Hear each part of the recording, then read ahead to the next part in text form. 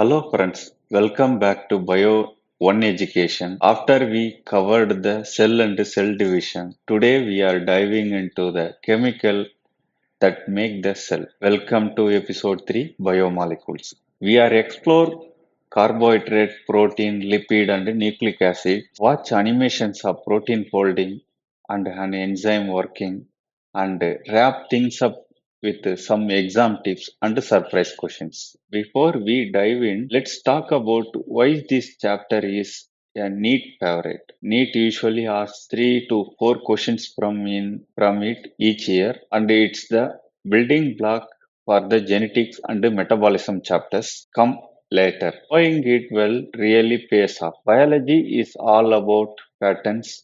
Once you get the hang of the basic building blocks of each molecule and how they connect, you can almost predict everything else. Here is my tip. For every molecule, ask yourself 2 questions. What is the building block and what bond hold them together? Once you get that down, this chapter become one of the easiest in your syllabus. Let's take a step back and ask what makes up cell by weight. Check out the chart. Water is the biggest part, making up about 70%. It's not just there to fill space, it's the medium where all the chemical reactions of life takes place. After water, yeah, big four molecules protein, nucleic acid, lipids, and carbohydrates are macromolecule made from smallest unit called micromolecules. Think of micromolecules as Lego bricks that build Lego model. Even though they only make up small part of the cell, inorganic ions such as sodium, potassium, calcium, and magnesium are super important for a lot of different processes. Carbohydrates are like the cell's fast food. Monosaccharides are the simplest sugar like glucose, fructose, galactose which cannot break down any further. Disaccharides are made up of two monosaccharides joined together by glycosidic bond like sucrose. Polysaccharides are long chain of monosaccharides such as starch and glycogen in plant and animals. The cellulose in plant cell walls. Proteins are the cell's main workers including enzymes, antibodies, hormones, and structural fibers. Every protein is made up of the same 20 amino acids building blocks. Amino acids have a central carbon atom with an amino group, carboxyl group, hydrogen, and an R group. The R group is what makes each amino acid unique and gives it its own special characteristics. When two amino acids join together, the carboxyl group of one attaches to the amino group of the next, releasing water molecule. This connection is called peptide bond. If you string together many amino acids, you get a polypeptide which then hold up properly to become a protein. Some amino acids are essential and need to be eaten. Imagine watching a protein grow by building it from a single piece of wood into a chair. The primary is just the order of amino acids in a chain.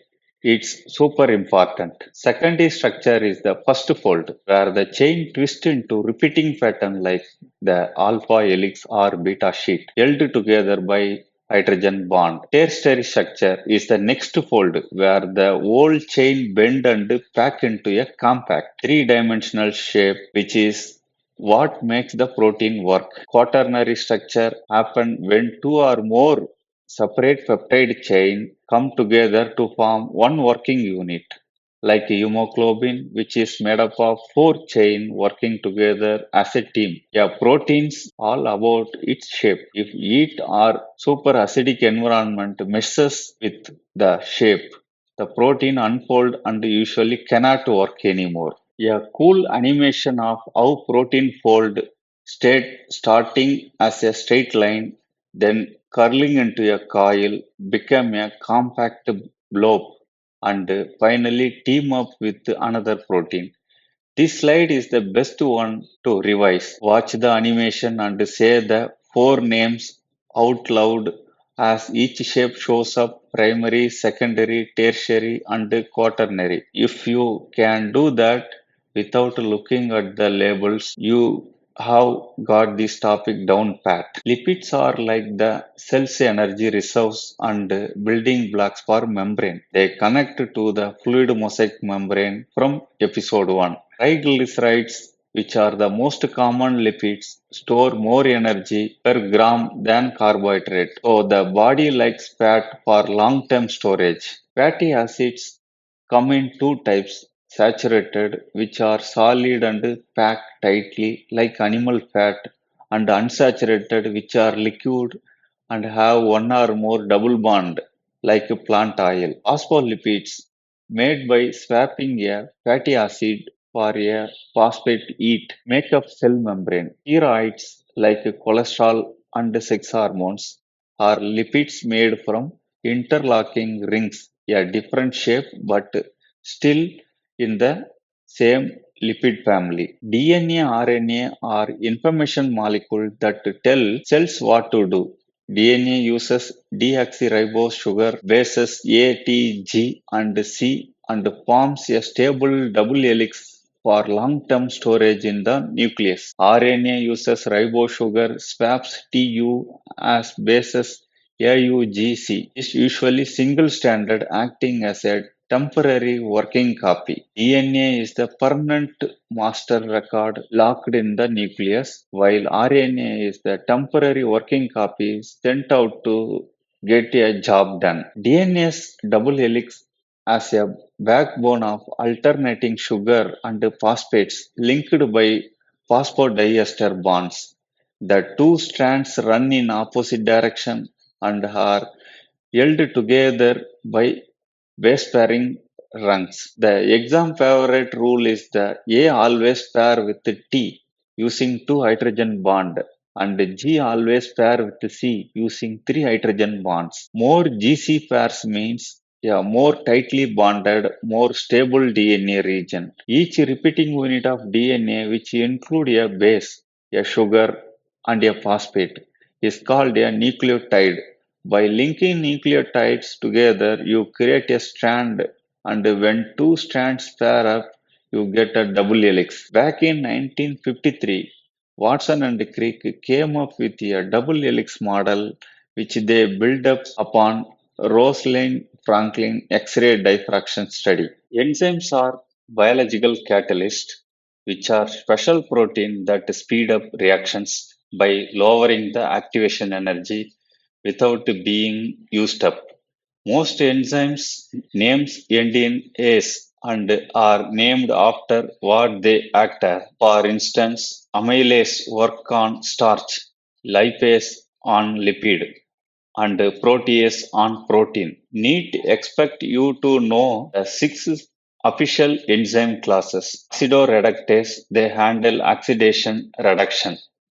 Transferases, they move a functional group from one molecule to another. Hydrolases, they break bonds by adding water. Think digestion. Lyases, they remove a group without using water, forming a double bond. Isomerases, they rearrange atoms with the same molecule. Ligases, they join two molecules together using ATP to do it. You don't need to remember examples for all six, just recognize the category names and their one-line jobs. How do enzymes recognize their substrates? Two models are important for NEET. The lock and key model. The active site is a fixed shape and only a substrate shaped exactly like the matching key can fit it. The second one, induced fit model, proposed by Coastland. The active site is flexible and changes its shape slightly as the substrate approaches, molding itself around the substrate like a glove fitting a hand. Together, they form the enzyme substrate complex, often written as the ES complex. If a question asks which model is correct today, the answer is induced fit, not lock and key. It's an old idea versus a current idea, similar to membrane model from episode 1. Enzymes work over and over, thousands of times a second. The substrate approaches the active site, reshapes around it. The reaction happens, the product leave, and the enzyme return to its original shape, ready for the next substrate. For revision, watch the cycle a few times and narrate. Approaches, induced fit, reaction, release, repeat. That covers the entire mechanism questions.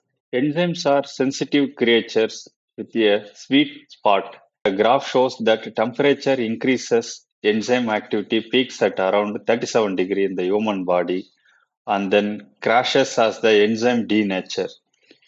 pH works similarly. Each enzyme has its own optimum pH. Pepsin in the stomach prefer an acidic pH around 2, while trypsin in the intestine prefers an alkaline pH around 8.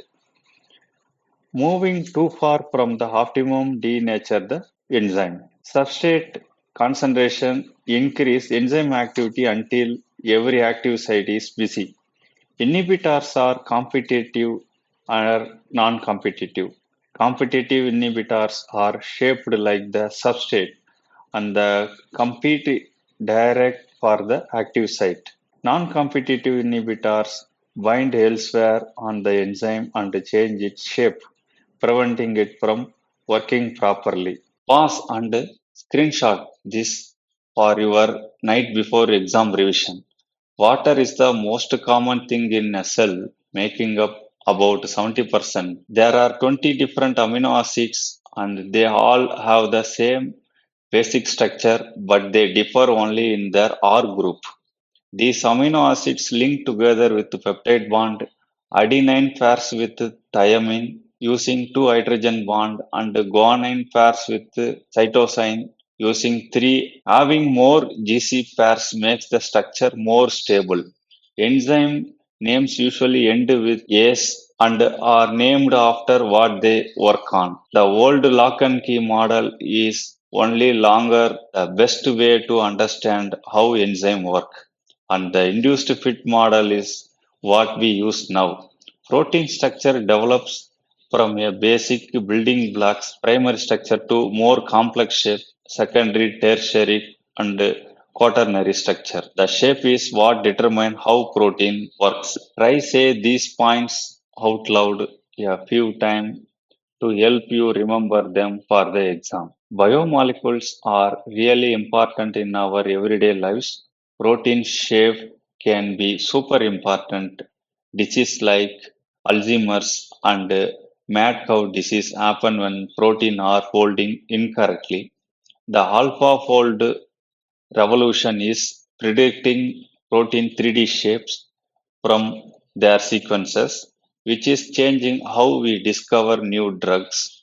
Enzymes are essential for everyday things like breaking down stains in washing up liquid and helping make cheese, bread, and fruit juice. DNA sequencing has moved beyond just understanding genetics and it's now being used for personalized medicine, ancestry testing, and even in forensic investigation.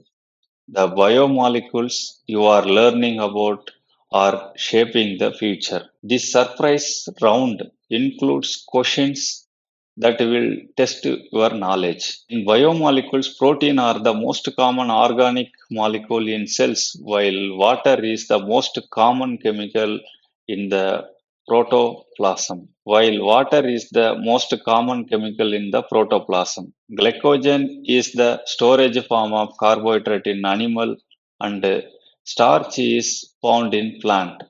RNA sugar is ribose and the bond between sugar and phosphate is called phosphodiester bond. The way enzyme work is explained by the induced fit model, not the lock and key model. Lipids dissolve in organic solvent but not in water. Cellulose is the most abundant organic compound on earth. Transfer RNA is the smallest type of RNA and as a unique clover leaf shape. Enzymes help speed up reactions by lowering the energy needed to start them, but they don't change the final outcome. These tiny lines might not seem like much, but they can really help you score points. NEET tests this chapter in four different ways: assertion and reason. For example, all enzymes are protein is true because enzymes have a specific 3D active site that binds substrate. Match the column. They pair enzymes with their substrate, like amylase with starch, lipase with fat, protease with proteins, RNase with RNA. How many statements are correct? Usually about bonds like glycosidic peptide, ester, phosphodiester, or base pairing rules. One wrong pairing can change the answer. Diagram. They show a structure and ask you to identify it, such as glucose ring, an amino acid, the DNA ring, or a protein structure level. Let's play a quick round. Pause the video, think about the answer, and then play it again to check. If you got four or more right, you are all set for this chapter. If not, take another look, especially at the animations, and you will get the hang of it. Thanks for studying with me today. You are doing great. I will see you in the next one.